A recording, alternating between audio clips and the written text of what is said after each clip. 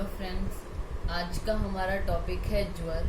जो ज्वर की चिकित्सा है उसकी वीडियो हम पहले बना चुके हैं। तो कई कमेंट्स आए थे कि जो ज्वर है उसकी निरुक्ति, निदान, संप्राप्ति, भेद आदि का वर्णन भी किया जाए। तो उसके लिए हमने ये वीडियो बनाई है। तो सबसे पहले हम पढ़ते हैं ज्वर की निरुक्ति। ज्वर रोग धातु में अच प्रत्यय लगाने पर जो है वो ज्वर शब्द बना है।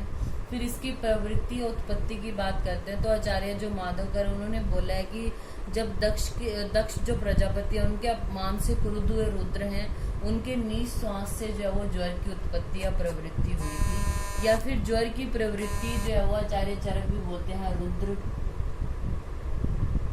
को और परिग्रह, दो तरीके से प्रवृत्ति हुई है ज्वर की। फिर आते हैं ज्वर के पर्याय क्या हैं। ज्वर, आतंक, व्याधि, रोग, विकार या तकमा भी इसको बोलते हैं। फिर आती है ज्वर की प्रकृति क्या है। प्रकृति का अर्थ है यहाँ पे ज्वर का समवायी कारण क्या है, यानी किनके साथ जो वो समवायी कारण से जुड़ा हुआ है ज्वर। तो ज्वर का समवायी कारण क्या है, जो हमारे शारीरिक और जो मानसिक दोष हैं वो ज्वर की प्रकृति यानी उन्हीं की वजह से ज्वर उत्पन्न हो रहा है। फिर आता है प्रभाव क्या है, या यूं कह सकते हैं कि ज्वर का सामान्य लक्षण क्या है। संतापश्च अरुचि तृष्णा स अंगमर्दो हृदय व्यथा, यानी संताप करना, अरुचि, तृष्णा, अंगमर्द और हृदय व्यथा करना इसका प्रभाव है। फिर आते हैं ज्वर के निदान क्या है।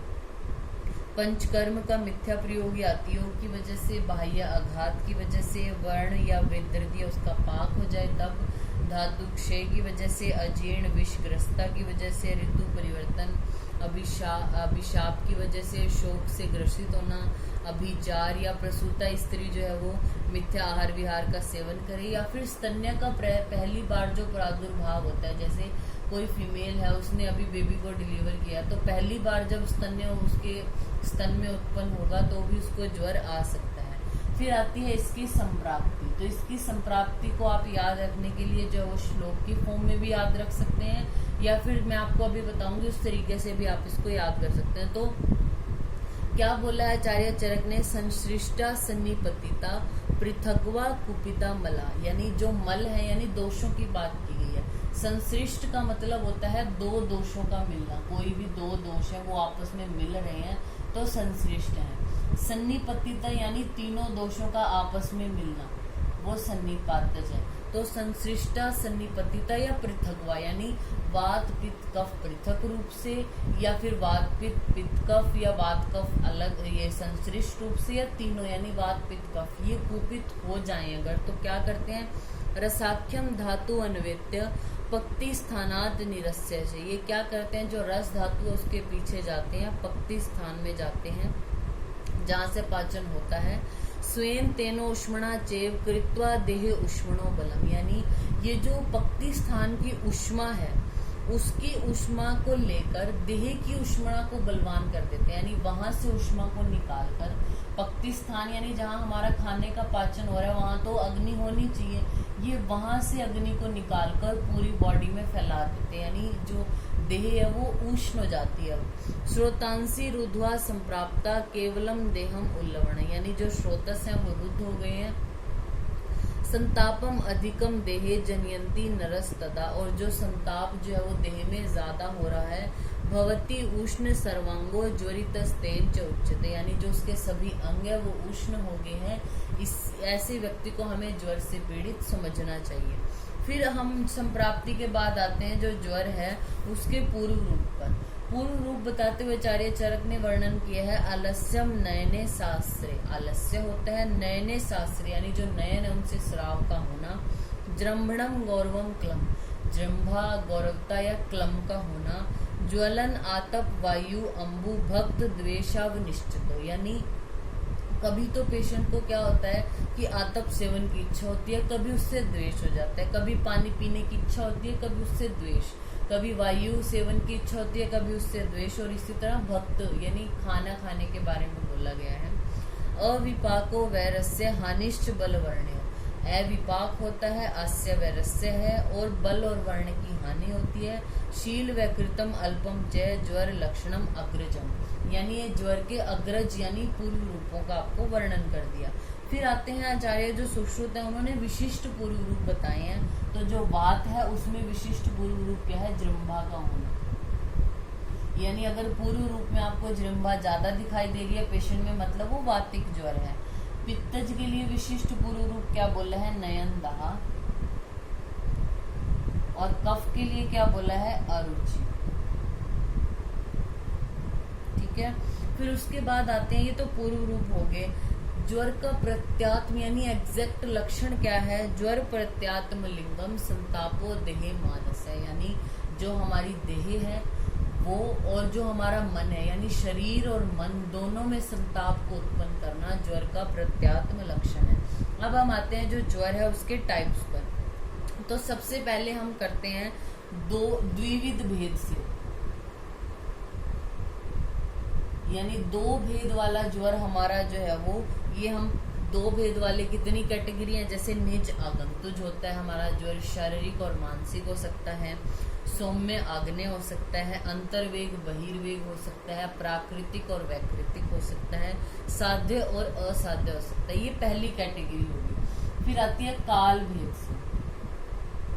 काल भेद से यानी वो किस टाइम आ रहा है? तो संतत, सतत, अन्य दुष्क, तृतीयक और चतुर्थक हो सकता है। फिर आता है हमारा आश्रय भेद से। कहाँ आश्रय लेकर उत्पन्न हो रहा है? तो रसगत, रक्तगत, मांस, मेद, अस्थि, मज्जा और शुक्र, जो हमारी सातों धातुएं हैं उनमें आश्रय लेकर ज्वर हो सकता है। फिर हमारा जो निज ज्वर है, अब निज और आगंतुज, जो निज ज्वर है हमारा, वो हमारा जो है वो वात पित्त कफ, वात पित्त पित्त कफ, वात कफ और सन्निपात, यानी ये 7 तरीके से हो सकता है। जो आगंतुज है ये हमारा 4 तरीके का होता है, अभिचार, अभिशाप, अभिशंग और अभिघात, ये 4 तरीके का हो सकता है। अब जो हमने इसके टाइप्स पढ़े हैं उनकी हम एक्सप्लेनेशन पढ़ते हैं। तो सबसे पहले हम द्विविध भेद में पढ़ते हैं प्राकृतिक और वैकृतिक।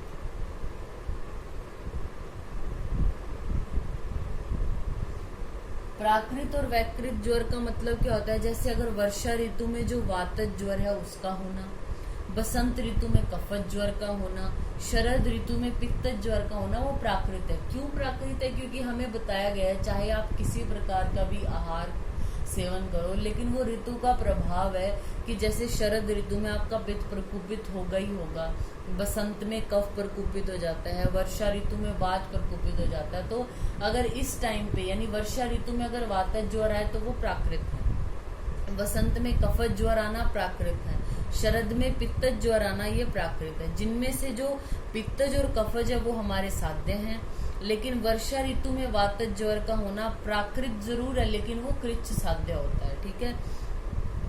फिर आता है हमारा जो वैकृत है। वैकृत क्या है? इसका अपोजिट, यानी वर्षा ऋतु में अगर कफज ज्वर हो, बसंत में पित्तज ज्वर हो, शरद में वातज ज्वर हो, तो इस तरीके का जो है वो हमारा वैकृत ज्वर कहलाता है। जो हमारा प्राकृतिक वातज ज्वर था वो चिकित्सा क्रम में विरुद्ध होने की वजह से कृत साध्य है। क्यों? क्योंकि जो ज्वर हो रहा है वो हमारा साम दोषों की वजह से हो रहा है। साम दोषों के लिए आपको लंघन कराना पड़ेगा और लंघन से क्या हो जाएगा? वात की दोबारा से वृद्धि हो जाएगी, यानी वात जो है वो लंघन को सहन नहीं कर सकता और ज्वर में लंघन अच्छी चिकित्सा है तो करानी पड़ती है। तो इसलिए जो प्राकृतिक वातज ज्वर है वो हमारा कृच्छ साध्य है, बाकी पित्तज और कफज जो प्राकृतिक ज्वर है वो साध्य होते हैं। फिर हम दूसरी कैटेगरी लेते हैं अंतर्वेग।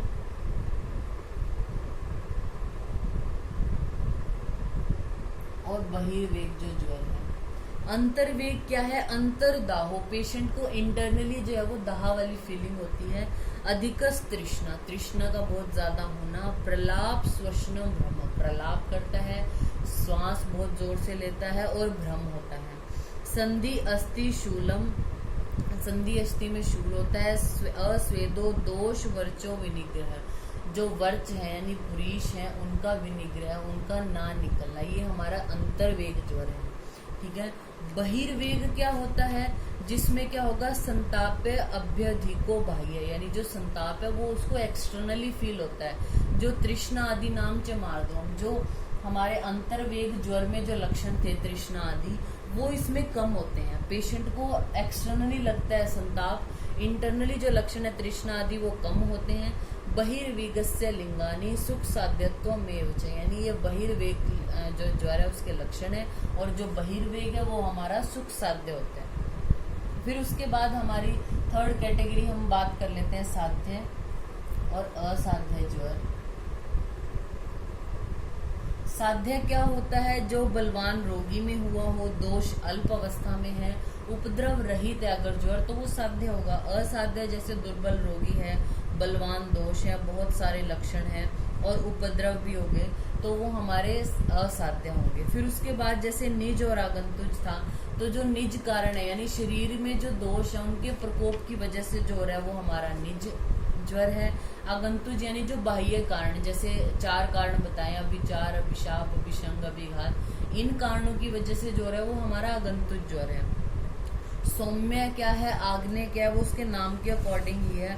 प्राकृतिक वैकृत हम कर चुके हैं, और शारीरिक और मानसिक होता है। शारीरिक यानी जिसमें अब क्या होता है, ज्वर का प्रत्यात्म लक्षण क्या है कि संताप देह और जो मन है दोनों में होता है, शरीर और मन दोनों इन्वॉल्व होंगे ज्वर में। लेकिन शारीरिक ज्वर में क्या है, सबसे पहले शरीर के लक्षण व्यक्त होंगे, उसके मन में ताप नहीं होगा, आगे जाकर हो सकता है, तो वो शारीरिक ज्वर है। मानसिक ज्वर में क्या होगा, जो मानस लक्षण होते हैं यानी इंद्रियों में दुर्बलता आदि का आना, तो वो पेशेंट में पहले दिखाई देते हैं, जो शारीरिक लक्षण है वो बाद में दिखाई देंगे। ठीक है, फिर उसके बाद हम बात करते हैं जो सन्निपातज हमारा ज्वर है।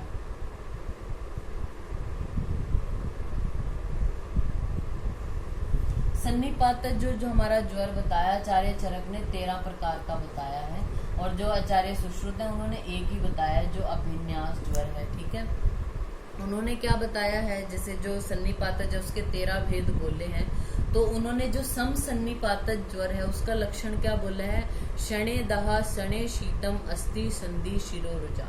जो सम सन्निपातज है मतलब तीनों दोष इक्वल अमाउंट में कुपित हुए हैं, तो उसका क्या है, शणे दहा शणे शीतम, मतलब पेशेंट को क्षण में तो दहा लगती है, क्षण में शीतलता लगती है। अस्थि संधि शिरो रुजा, उसकी अस्थि संधि और शिर में रुजा होती है।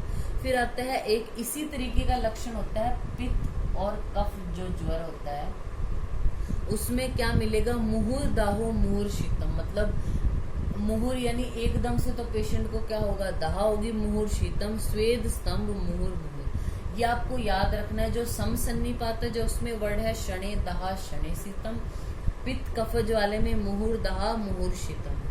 अभिन्यास ज्वर के बारे में ये जो है वो इस अवस्था को हतोजस भी बोला है। इसमें चेष्टा का नाश, बेचैनी का होना, कबूतर के समान गुरगुर शब्द का होना, तोद और जो इंद्रियां हैं उनके ज्ञान का नाश हो जाना, इसमें जो है वो अत्यधिक ओज क्षय के लक्षण प्रकट होते हैं। आचार्य सुश्रुत ने इसलिए इसको हतोजस वाली कंडीशन मानी है। फिर उसके बाद आता है हमारा जो माधव और चरक है, उन्होंने अवस्था भेद से भी ज्वर के टाइप बोले हैं। जैसे जो नव ज्वर है वो 1 से 7 दिन तक, मध्यम ज्वर 8 से 20 दिन तक, और 21 दिन से अधिक हो गया उसको जीर्ण ज्वर बोलते हैं। फिर ज्वर की एक और कैटेगरी है टाइप्स में, हमारा जो ज्वर होता है वो साम, पच्यमान और निराम,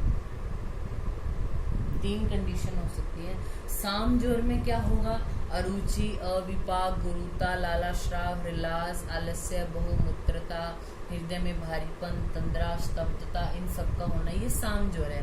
पच्यमान क्या है कि अभी दोषों का पाचन होना शुरू हो रहा है, यानी ज्वर ठीक होने की कंडीशन में जा रहा है, अभी प्रोसेस में है। तो पच्यमान में क्या होंगे, ज्वर वेगो अधिकस तृष्णा, जो ज्वर का वेग है वो अधिक होगा, तृष्णा होगी, प्रलाप है, शोषण, भ्रमण।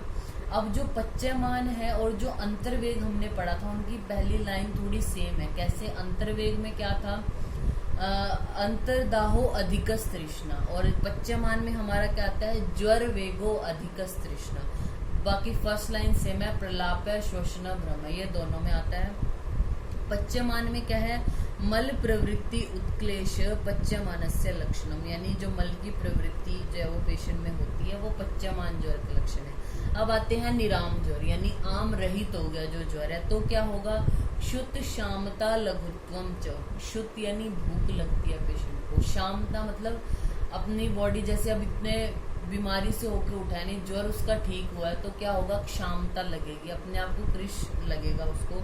लघुत्वम च गात्राणाम, जो गात्र यानी बॉडी है उसमें लघुता, और ज्वर मार्दोम जो ज्वर का वेग है वो मृदु हो जाएगा, यानी ज्वर कम हो जाएगा बहुत। दोष प्रवृत्ति अष्टाहु यानी 8वें दिन निराम ज्वर लक्षणम, यानी जो दोषों की प्रवृत्ति 8वें दिन होती है उसको हम निराम ज्वर बोलते हैं। ठीक है, तो इस तरीके से ये हमारे जो ज्वर हैं उसके टाइप्स के बारे में हमने डिस्कस कर लिया। इसके बाद हमारे ज्वर मुक्ति के लक्षण क्या होंगे, यानी ज्वर से मुक्त हुआ जो पेशेंट है उसके क्या लक्षण होंगे। विगत क्लम संतापम अव्यथम, यानी विगत क्लम जो क्लम है वो चला जाएगा, संताप भी नहीं रहेगा। अव्यथम विमल इंद्रिय जो इंद्रिय है वो विमल यानी मल से रहित हो जाएंगी।